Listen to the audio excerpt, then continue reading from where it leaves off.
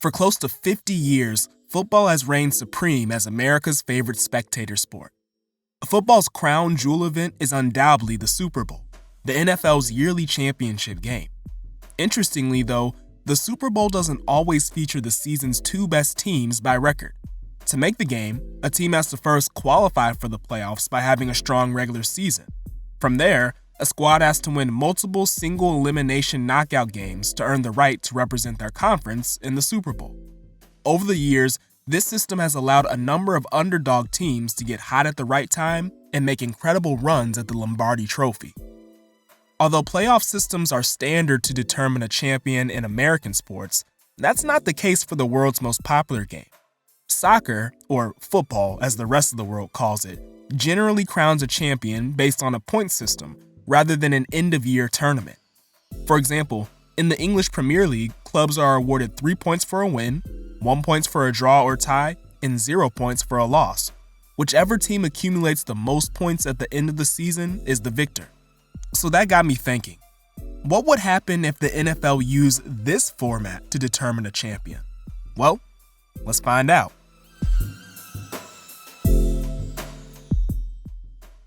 Before we apply the Premier League point system to the NFL, let's first learn all of its rules. The Prem is made up of England and Wales' 20 best football clubs. Each team plays 38 matches in the competition, 1 home and 1 away against every other team. As stated previously, clubs are awarded 3 points for a win, 1 for a draw, and 0 for a loss. By season's end, whoever generates the most points is crowned champion. If clubs finish with the same number of points, then their position in the table is determined by goal difference, which is the number of goals scored in a season minus the number of goals conceded. If teams are level on goal difference, then there's other tiebreakers to ultimately decide the position. Even if a club doesn't win the title, their final position on the table is still important. Teams that finish in the top 4 are considered elite and get automatic bids into the UEFA Champions League the following season. The Champions League is Europe's most prestigious club competition and pits the best teams in the continent against each other regardless of country. The team that finishes in 5th in the Prem gets an automatic bid to UEFA's Europa League, which is a less glamorous version of the Champions League, but still an impressive tournament. Both competitions have large financial payouts that help teams reinvest in their squad depth and quality. At the bottom of the Premier League table, competition is sometimes more fierce than at the top. Clubs finishing in the bottom 3 are relegated to the EFL Championship, the second division of English football. Getting relegated can send a club into financial ruin. Teams are cut off from the Prem's lucrative cash flow and have the potential to lose out on more than £100 million the very next season. Desperately trying to avoid that outcome, clubs at the bottom claw tooth and nail to stay above the relegation line. Now that we know the rules, let's apply the Premier League point system to the NFL. Before getting started though, it's important to acknowledge that this is not a perfect translation. Due to the physical nature of American football, teams can only play so many games in a season. Currently, each team plays 17 times, facing 14 different opponents in a campaign. That means a team faces a little less than 44% of the competition the league has to offer every year. In real life, the playoff system was created to remedy this problem. However, in our experiment, final positions will be based solely off of how teams perform in open regular season play. The NFL table I've created closely resembles the Premier League's. Games played, wins, losses, and number of ties make up the first 4 columns, followed by points for, points against, and overall point differential in a season. The final column is table points, which will be calculated the same way as the Premier League. If multiple teams finish on the same point total, then overall season point differential will be the tiebreaker. The next tiebreaker is points for, with whoever having a higher total becoming champion. In addition, hypothetical Champions League spots are given to the top teams. 1/5 of the Premier League qualifies for the top level of Europe, so in our league, the top 7 will qualify. 7 is a little bit more than 20% of the league, but for the sake of keeping whole numbers, it works. It's the same for the hypothetical Europa League spots. 5% of the NFL would be 1.6, so we'll just round up to 2 spots being awarded. Quick aside, this is totally beyond the scope of this video, but I think it would be really cool if the top 9 teams played each other in a tournament the following season, since there wouldn't be any continental competition to play in. The teams in 8th and 9th could play each other in a play-in, and then have maybe a group stage with the remaining 8 and have knockout rounds for them, and maybe we could call it the NFL Cup or something like that. Please don't ask me about the logistics because I have no idea how this would work. Anyway, back to the table. 15% of 32 is 4.8, so in our league, we'll round up so the bottom 5 teams are relegated to a lesser competition, like the XFL or USFL. Let's see how the 2022-2023 season would shake out using this system. The Bears finished bottom of the league on 9 points. Houston second last, finishing only a point ahead of Chicago. Cliff Kingsbury's Cardinals placed 30th. On 13 points, Indianapolis's dumpster fire of a season ends 4th last. And 1 year removed from their Super Bowl run, the Los Angeles Rams end the season 28th and headline the teams going down to the lower division. Climbing up the table, positions 27 through 10 make up over half of the NFL. Teams in the section can range anywhere from bad, like the Nathaniel Hackett, Russell Wilson Broncos, to pretty solid, like the young and promising New York Giants and Jacksonville Jaguars. But overall, most of the teams fall into the mediocre to okay category. Of note, Tom Brady was only able to manage 19th position in his final season in the NFL.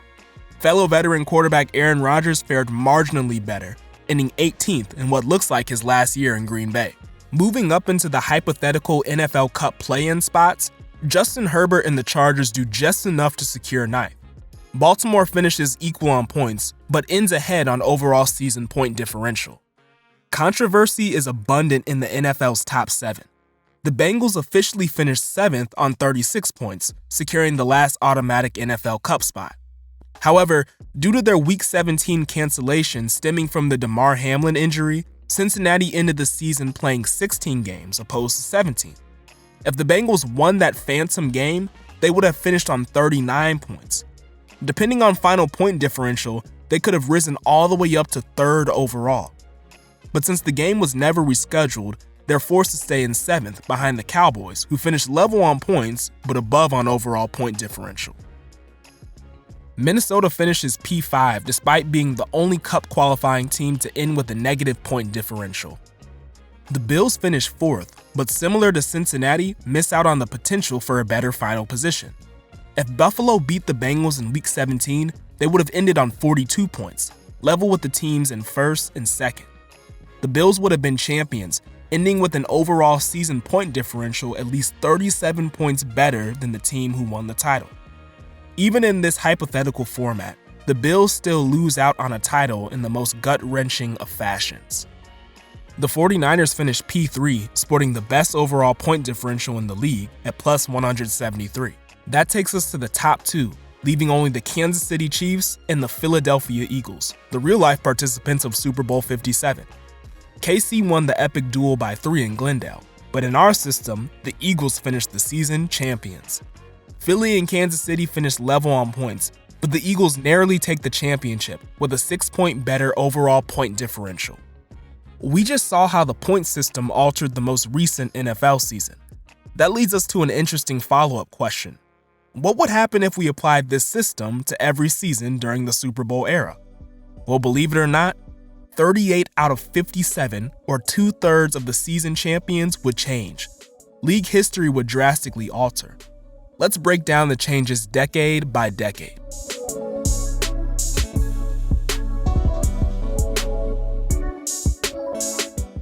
With the point system in place, things change. Green Bay still takes the first championship, but surprisingly, they're unable to win another in the decade. The Baltimore Colts win a championship during their impressive 1968-69 campaign.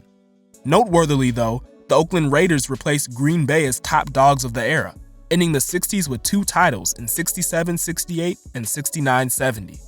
Before we move on, it's important to note that during these 4 seasons, there was no interleague play until the Super Bowl, meaning that these points champions can be a little bit misleading.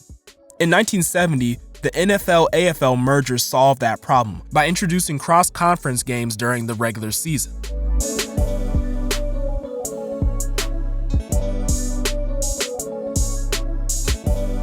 With the point system in place, the 70s becomes way more chaotic. Pittsburgh loses half of its titles and finishes with only 2. Although still impressive, it leaves them level with the Cowboys, who retain both of theirs. The Raiders also top the table twice, giving 3 teams 2 titles during the 70s. Miami retains their 1972 perfect season championship, but are surprisingly beat out by the 73 Rams to the next title. In a win for historically snake-bitten franchises, both the Chargers and Vikings capture championships, preventing their fans from decades of pain.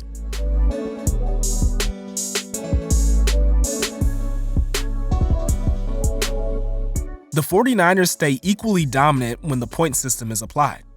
Although some of the years switch, they still take 4 titles back to the Bay Area. Washington also retains their 2 championships, but like San Fran, one of the years switches. The Bears gain another banner as they keep their 85 chip and also hold off New York for the 86 title on overall season point difference. Bengals and Eagles fans are spared from years of torture as both franchises top the table once in the decade.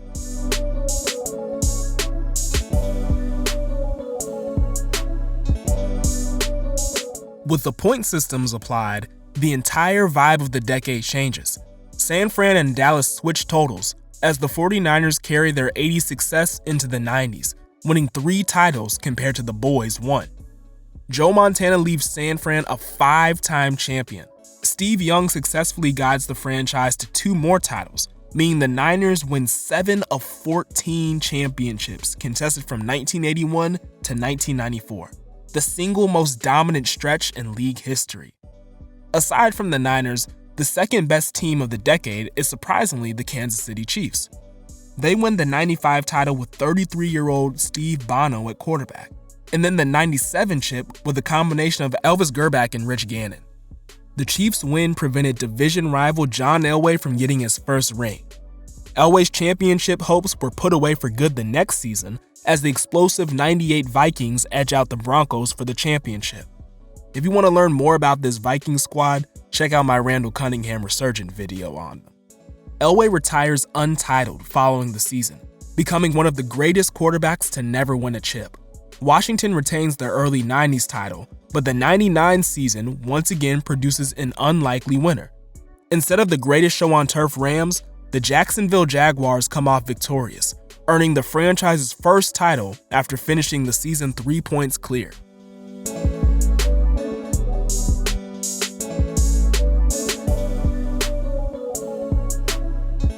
With the point system applied, the AFC absolutely steamrolls the NFC, winning 8 of 10 championships. Peyton Manning helps the Colts win 2 titles, making them the joint most successful team of the decade. New England loses a title, ending the era with 2, but they pick up a title in 07-08 as they go undefeated in the regular season, only the second squad in NFL history to run the tables. Trust me, we'll talk about these guys a little bit later. Steve McNair leads the Tennessee Titans to their first championship to begin the decade. Then 8 years later, Kerry Collins repeats the feat, making Tennessee one of the teams of the era. LaDainian Tomlinson drags the Chargers to a title in 06 for the team's second points championship. Andy Reid's Eagles top the table in 02, a year after the greatest show on turf finally get their ring. Pittsburgh wins the league in 2004, but ends the decade with 1 less chip than before.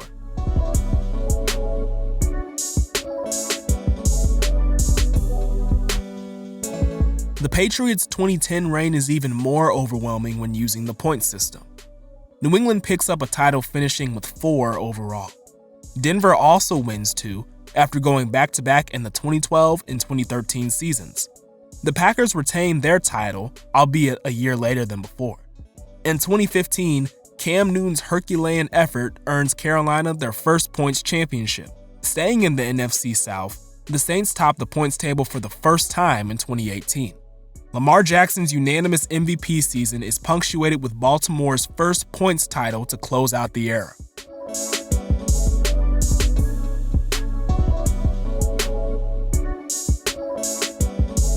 According to the point system, the Chiefs win the 2020 season. Tom Brady still gets his 7th title as he wins in 2021 with Tampa. And as seen earlier, the Eagles finished top of the league in the most recent NFL season. Let's see who the most successful franchises were when applying the points system during the Super Bowl era. Unfortunately, many historically snake-bitten teams are unable to capture a championship, even in our new format. That's the case for the Bills, Browns, Falcons, Lions, Cardinals, and Texans. Surprisingly though, both the New York Giants and Jets, along with the Seahawks, are untitled as well. More on them momentarily. Moving up to one-time winners, the list is made up of mostly Southeastern teams, highlighted by all 3 Florida franchises, the entire NFC South minus the Falcons, and then the outliers with the Bengals and Ravens. 2-time champions include both LA teams, the Vikings, Broncos, Titans, and Bears. A number of classic franchises make up the 3-time winner tier, starting with the Eagles, Steelers, Cowboys, Colts, Packers, Chiefs, and finally, Washington. The Raiders end with 4 titles, making them the 3rd most successful team of the period. New England places 2nd overall with 6 championships, and the 49ers reign supreme as the most successful franchise with 7 titles to their name. Let's see who the biggest winners and losers of the point system are. 11 teams added championships to their trophy case. 7 of them added 1, including the Niners, Raiders, Colts, Bears, Panthers, Jaguars, and Bengals. The Eagles, Chargers, Vikings, and Titans each added 2 titles, making them the biggest winners of the new format. 11 franchises finished with the same amount of trophies, highlighted by the Patriots, Chiefs, Washington, the Rams, Saints, and almost all the teams that have never won a Super Bowl. 10 teams lost anywhere from 1 to a staggering 4 titles to the point system. Leading off, the Packers, Broncos, Dolphins, Bucks, Ravens, and Seahawks all miss out on 1 ring. For the Jets and Seahawks, the losses are especially devastating, as they leave each team with 0 chips. The Cowboys and Steelers are aggressively nerfed, losing 2 and 3 titles respectively. Although each franchise still holds 3 championships, they no longer stand out as the cream of the crop, both being surpassed in stature by the Raiders with 4, and still level with 5 other teams that also have 3. The biggest overall loser, though, is the New York Football Giants. The G-Men lose all 4 of their titles and go from being one of the most successful franchises of the Super Bowl era to perhaps the most unfortunate.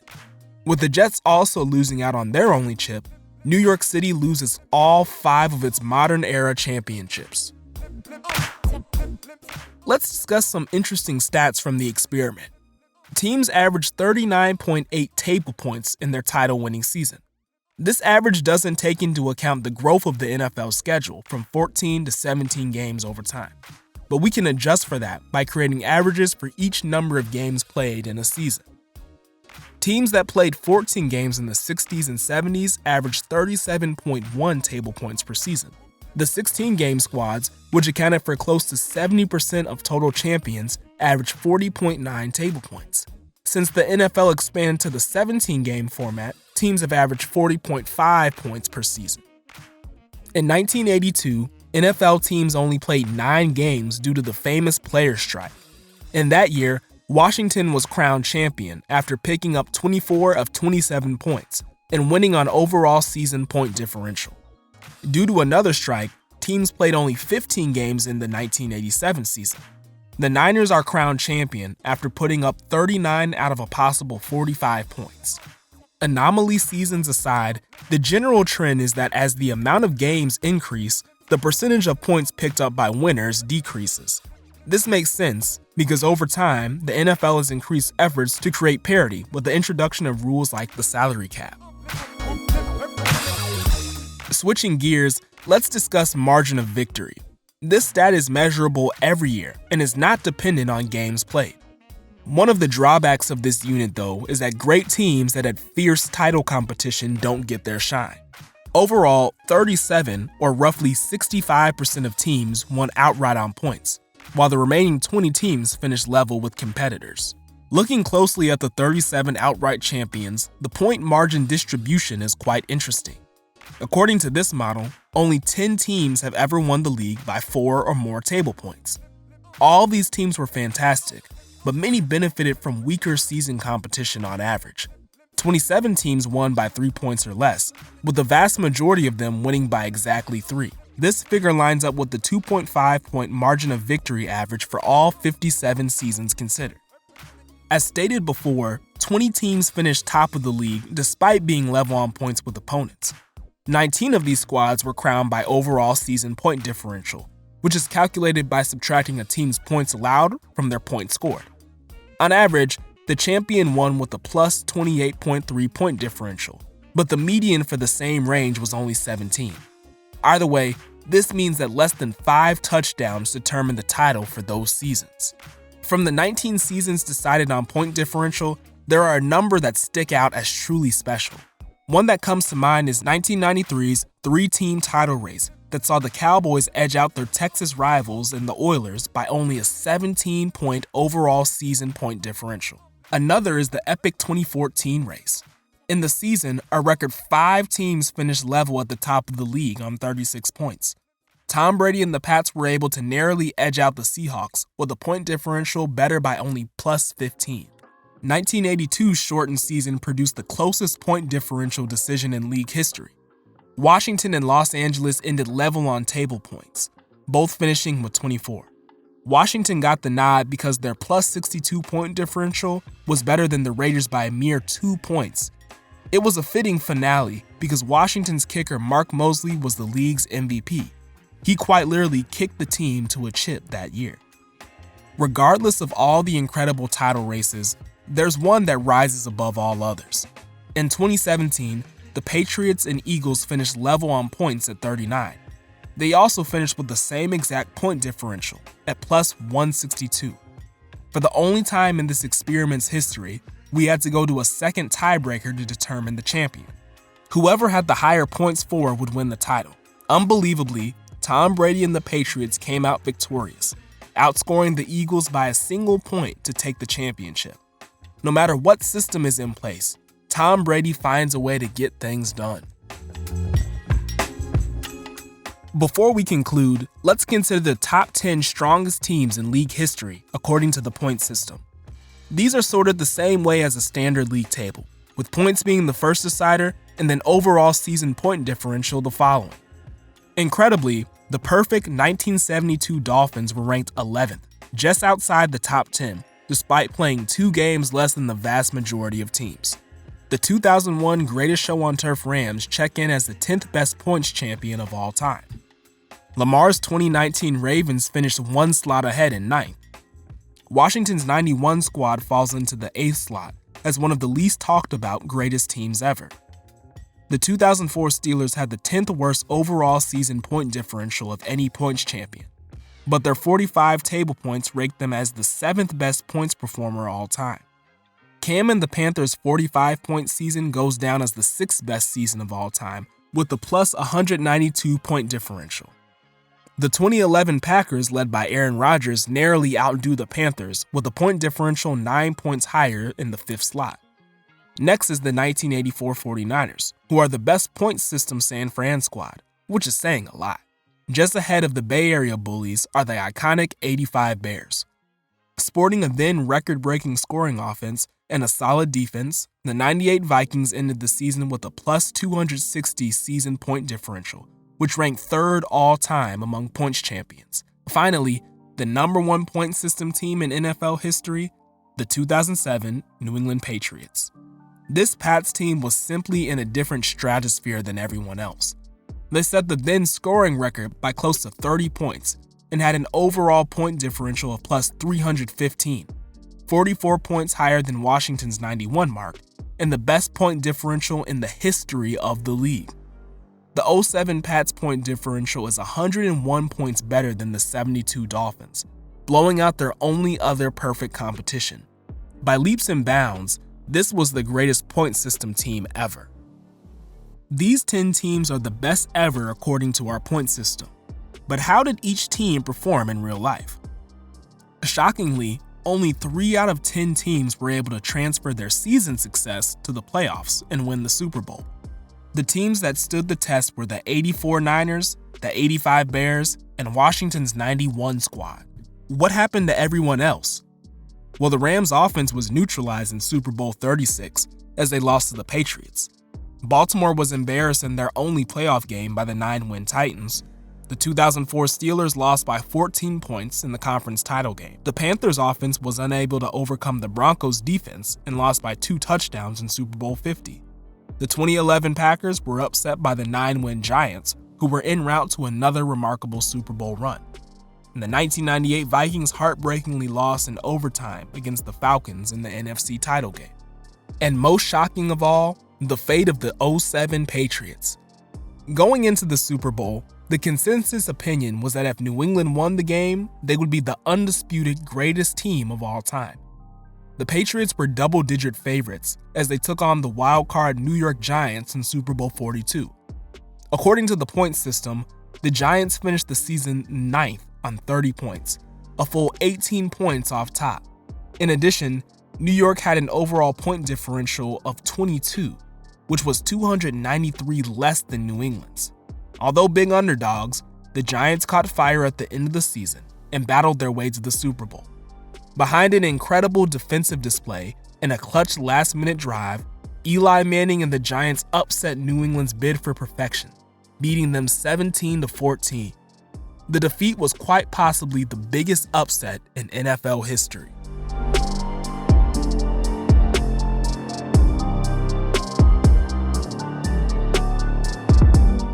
So what's the biggest takeaway from this experiment?